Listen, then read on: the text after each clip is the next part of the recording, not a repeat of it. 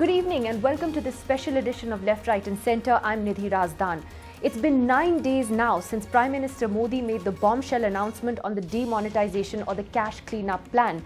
So, your 500 rupee and 1000 rupee notes are no longer valid. After 9 days, the report card is quite a mixed bag. In some areas, the lines have gotten shorter, but in other places, the chaos is still very much there, and rural India in particular is very badly hit, especially those parts of India where cash transactions are still a very important part of people's day-to-day lives. Joining us on the program tonight, we have a very special guest, former Union Minister, Mr. Arun Shourie, who of course had the disinvestment portfolio as well and has been an economist. Mr. Shourie, thank you for joining us today. First, let me ask you an overall question. What do you think of this idea? You know, the objective or the stated objective of getting at black money, everybody would say wonderful. But I don't think that this is a strike which has been thought through, because it's a strike not on black money, it is a strike on the legal tender of India, on the currency. And it is a strike, as you were just now implying, on cash transactions. It's not a strike on black money. And the reason for that is that people don't, those who hold this black money or who have black assets, they don't hold them in cash. The biggest of them, you know, if you take a figure, 1% of Indians own 53% of the total assets in India. 10% own 85%. Now these are the rich fellows who will be having an even larger proportion of black money. More than 53%, more than 85%. They are not going to put money under a mattress. Yes, the last man who did it was Sukhram. The others are holding it abroad, and there also it's not dollars in gunny bags. It's property. Property, maybe jewelry, maybe other assets which we don't know about, maybe the stock markets. So मच्छर तो घूम रहे हैं Switzerland में और कुल्हाड़ी आप यहाँ चला रहे हो. So I did not understand what is it that they are trying to get at. If I may just mention one thing. You know, there's a report of the National Institute of Financial Management done for the Central Board of Direct Taxes.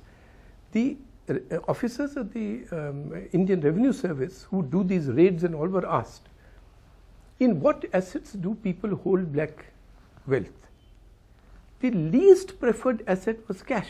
That's right. It's probably going to target only 5% of the black money that's floating around. 3%, we don't even know. Maximum 5%. Having said that though, Mr. Shourie, there seems to be an argument here that a beginning has been made. We had to start somewhere, and that this is a radical and an audacious and a bold move. Jumping in the well is also very radical. Committing suicide is radical. Does it? You can't go just by radicalism. You have to see what they are doing. For instance, you want to make a beginning, you should make a beginning on reforming tax administration. If you have strict enforcement, if you have fair enforcement, then you will be getting at the bribe taker and the bribe giver. But if you let disproportionate asset cases fall through because you do not present evidence, you do nothing on Vyapam scam, you do nothing on Sharda scam, you do nothing on Narda scam, you let Hassan Ali, nothing happens. Moin Qureshi goes away. Vijay Mallya is saying bye-bye.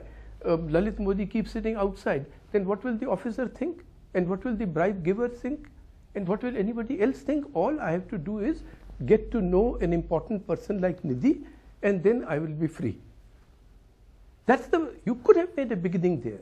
And the fact of the matter is that in the last 2.5 years, as in the previous years, not a single step has been taken, not one step on reforming tax administration. But let me just read out to you what various economists have been saying over the last few days. Now, you're right, there are many who have argued that the short-term impact of this could really hurt the economy, particularly since a large part of the economy is still... But on the long term also... But long term, I'll tell you, what they're saying, for instance, is that you know, this will encourage, this will strengthen the banking sector, the e-commerce business, because more people will use their debit cards and their credit cards. They'll go online and payment gateways. Will this also encourage, you think, more people who are reluctant to open bank accounts to now do that, particularly in rural India? But of course, if you force a man to do something, he will do it. But if there are small transactions going on, that is, you were mentioning agricultural sector, you think agricultural wages will be paid, daily wages will be paid through credit cards?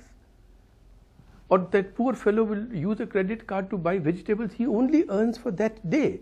You read the excellent article that NDTV has put on its website by P. Sainath. That's distress, not standing in a queue. The mother, she's a daily wage earner, she earns a little money, she goes and buys one vegetable and some little grain for her children. She's going to use credit cards tomorrow? That is distress, not standing in a queue. So even this economists are always this business ke short term and long term. In the long term, they're one big, very big. But Mr. Shourie, just to play devil's advocate, doesn't somebody need to bell the cat to think out of the box? Let me not use the word radical, but to think out of the box and try something, completely different. Yes, demonetization has been tried before, but it didn't work then. But maybe it wasn't at the scale that it is right now, and this could work in the long term. Nidhi, yes, but if there's a mosquito sitting on the nose and you are wielding an axe to remove it, you are not going to get the mosquito. Yes, you have to do a lot about black money, and I have been writing about this for 35 years and so on, so I am all for it. But this is not the way to go about it. Don't just think that because something big has been done, because it is what you call out of the box, therefore it is good. We have to think of even this whole phrase that in the long term there will be cash transactions will be less.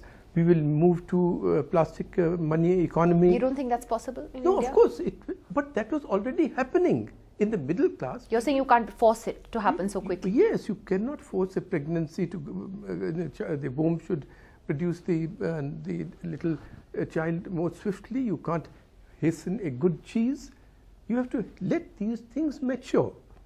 If you do this, if you say 85% of my legal tender is illegal, then that has consequences for the credibility of the economic system. For instance, as I mentioned to you, we 5-6 years now, investment has not been rising.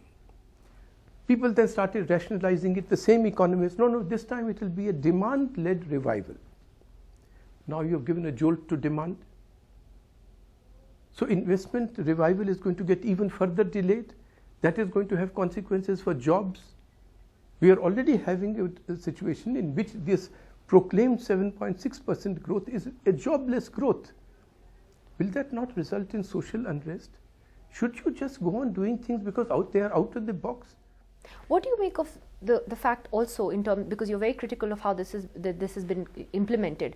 We've seen now about the basic idea, not just implementation. Even that is a too soft a phrase.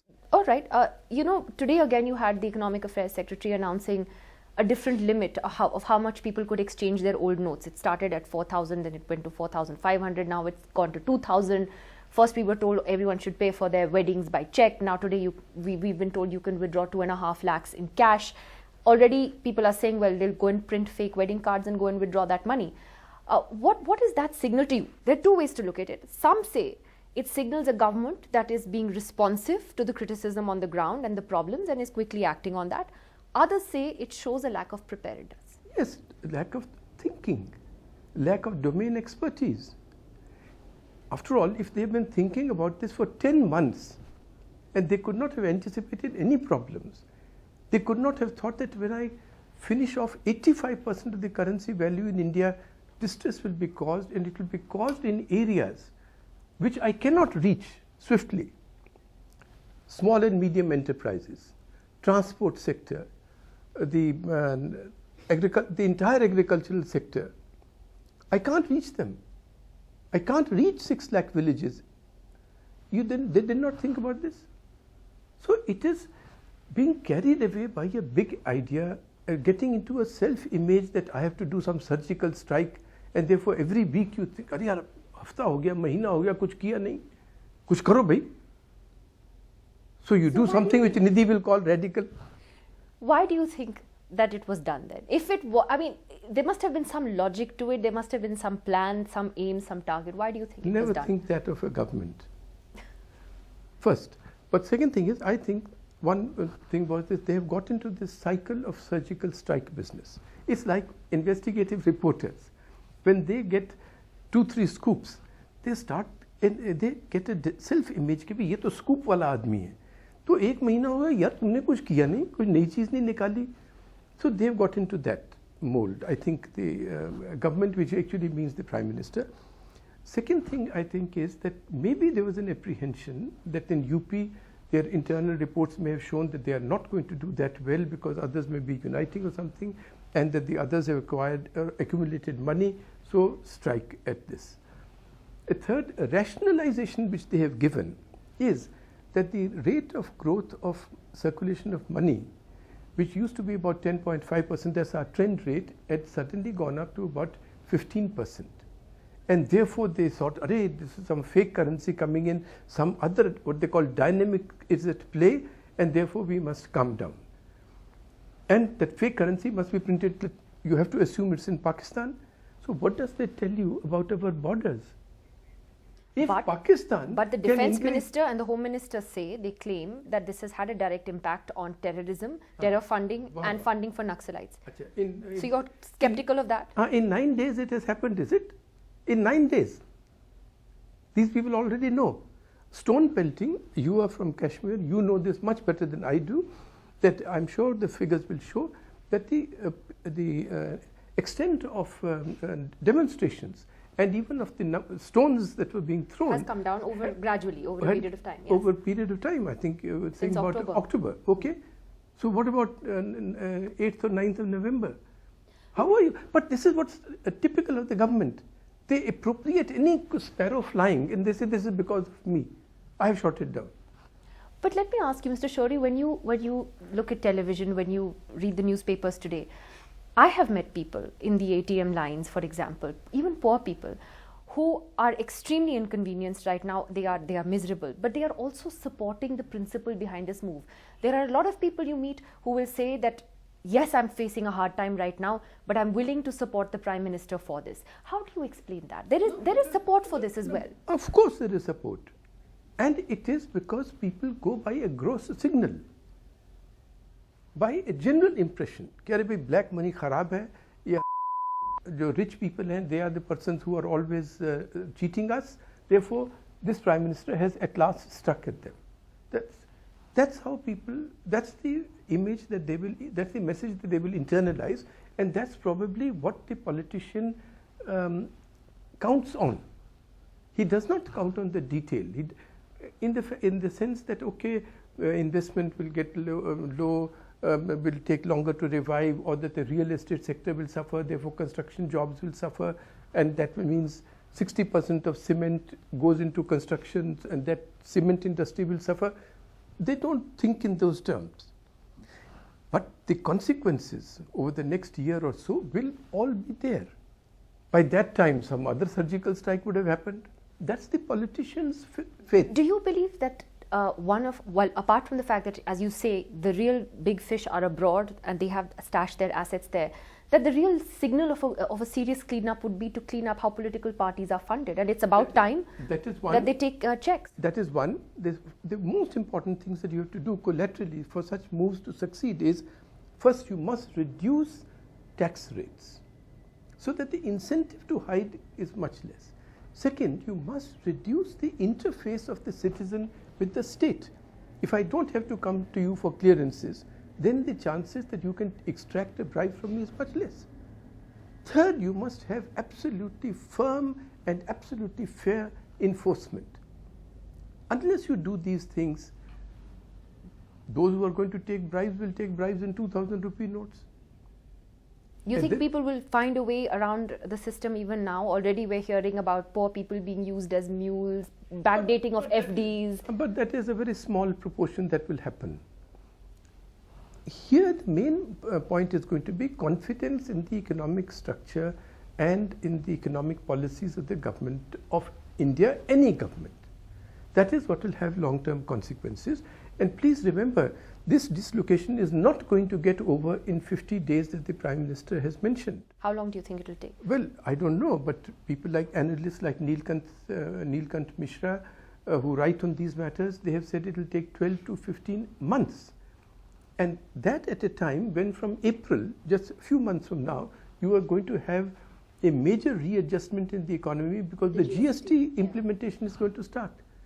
And we don't know, Trump may be good or bad for Indian economy because, if supposing he lives up to his promise of lowering tax rates to 15%, corporate tax rates, he has said, supposing he says, I'm going to spend a lot on infrastructure, so a new stimulus comes to the American economy, why will foreign fellows remain invested in India?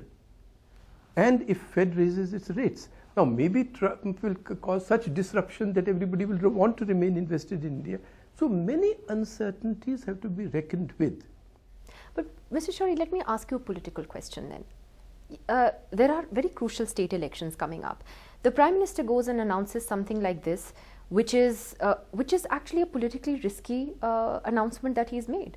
What do you think the political impact could be, and why would he make an announcement that is so politically risky if he didn't think that this would... He's of course a much more shrewder politician than people like me can guess at this thing, but he may calculate on the fact that people will go by the gross message. But that message is important too. Yes, of course, but it is a message only. It's not what will happen in reality. And it's the people who will, in the long run, realize what happens in reality. It is like undermining an institution like the judiciary. People may say that this judge ne mujhe tang kiya tha. It is very good that judiciary ko koi lathi maar raha hai. But as the judiciary itself is undermined, the consequences will be on everybody, on our society in general. So those consequences are also something which the politician thinks will never happen. Politically, I think that the most important announcement politically that has come out has been from Ms. Mamata Banerjee, because her reaction showed that now the opposition is saying कि भैया इससे बचने के लिए we have to get together and overcome our differences. Even she says, I'll cooperate with the CPM. Nitish is not with her. Yeah, there will be. And they're not exactly united. They can't agree on how to oppose this. No problem. These are first stages. You have to see 2-3 years from now, and you have to see whether in the end Gulliver was tied down by Lilliputians or not. So these small little people, if they get together, that will be another dimension of a political consequence. I'm not saying that's good or bad or anything. But it brings in a new dynamic. Well, Mr. Shourie, it was wonderful to talk to you. As you always, you've been as blunt as ever. Let's see how this decision plays out over the next few weeks and months. Thank you very much for joining us, sir. Thank you. Well, that was former Union Minister Arun Shourie there, very scathing in his criticism of the way this cash cleanup has happened. Joining us on the program now is the national spokesperson of the BJP, Sambit Patra. Sambit, welcome back. You've been away from our screens for nearly a month now as you were observing the US election. But Sambit, let me ask you firstly on the announcements that were made today by the government about, for instance, the cash limit that's been revised again. Now people can withdraw, exchange notes of only up to 2,000 rupees. Earlier it was 4,000, it became 4,500. First, you all said that we can, pay for weddings by cash. Now people can withdraw 2.5 lakhs in cash for weddings. Is there a sense, or there seems to be a sense, that this hasn't been well thought out and every day a new announcement is coming? Is it that or something else? You have to understand one thing. As far as the whole cash cleanup thing is concerned, the black money cleanup issue is concerned, the intention is absolutely clear. What is the intention? There is no confusion in the intention. The intention is to clean up the Indian economy, to see to it that a parallel economy of black money, which has occupied a very important position, Indian economy is done away with. Gradually, India moves towards towards a cashless society, which has been the dream of India. And naturally, India occupies an important position in the international economic arena, which is a dream of every Indian. As far as certain amendments or changes in the rules that have been laid down by the government is concerned, I mean, we have to remember one thing, that an element of surprise had to be added to this decision. If it would have been a decision in which all the political parties would have sat down, if all the bodies within the government would have sat down and taken a decision, all the recalibrations of the ATMs, etc., would have been done before that, then there was a high chance that probably people who were not supposed to know it would have known it, and then the desired intention would have been lost. So definitely there has been an element of surprise which is essential for such kind of cleanup acts. As far as the amendment is concerned, one of the things that's been suggested is that could it have been done differently, in the sense that maybe begin with 1,000 rupee notes, then move on to the 500 ones, because all of a sudden this has happened and it has, you would acknowledge, as you yourself said, it has really crippled the lives of a lot of people, particularly in rural India. No, I would not say it has crippled the life of people in rural India. I would say, well, yes, this whole program, in fact, has caused a little bit of inconvenience. But the best part is people are understanding that, well, if they are inconvenienced today, they are going to be convenienced tomorrow. Their life is becoming great tomorrow. It is for a bigger India. It is for a better India. And the common man who does not know the nuances of economy understands this. The irony is, in fact, the political parties which should have shown the tenor of understanding economy, some amount of maturity, are the ones who are behaving in an immature and I'm not getting into the way, political parties, and that's why you're here alone and not with the political parties. It's not just a little bit of inconvenience. As you know, there have been so many people who've also lost their lives while standing in line over the last many days, and that's an extremely tragic fallout. There is much of our rural economy in particular that is dependent on legitimate cash transactions. Laborers have not been paid daily wages. Farmers are, at a loss right now. The wholesale mandis, are struggling at the moment. So this is not a little bit of an inconvenience. I'm sure you would acknowledge that it's much more than that. I'm asking whether you would acknowledge that this could have been handled differently, could have been handled better. No, I think the team of experts which is handling this whole thing is handling it in the best possible manner. I mean, as far as this whole issue is concerned, you would agree with me in this issue that, look, everyone in this country knew of the fact that the country was suffering from the cancer of corruption and that it needs clearance if at all the country needs to move in a progressive direction.